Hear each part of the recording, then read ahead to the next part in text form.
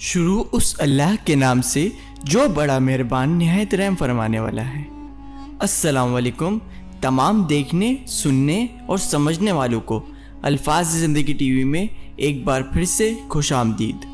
تو میرے بھائیوں اور بہنوں، وائے شو نامی ایک شخص پورے 11 دن تک سویا تھا۔ یہ ورلڈ کا ریکارڈ ہے، لیکن آج سے سینکڑوں سال پہلے کوئی تھا 7 لوگ جو 300 سال تک سوئے تھے۔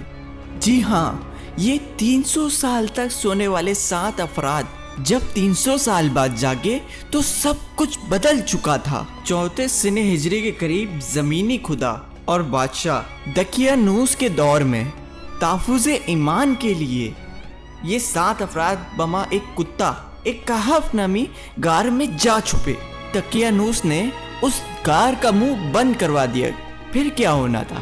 اللہ کے حکم سے یہ اصحاب کہف 300 سال تک سوتے رہے، اور جب جاگے تو دنیا بدل چکی تھی۔ ظلم کا دور جا چکا تھا اور بادشاہ وقت اس بات پر بہت حیران تھا۔ اللہ نے یہ معجزہ ان لوگوں کے لیے ظاہر کیا جو مرنے کے بعد قیامت کے دن دوبارہ زندہ ہونے پر یقین نہیں رکھتے۔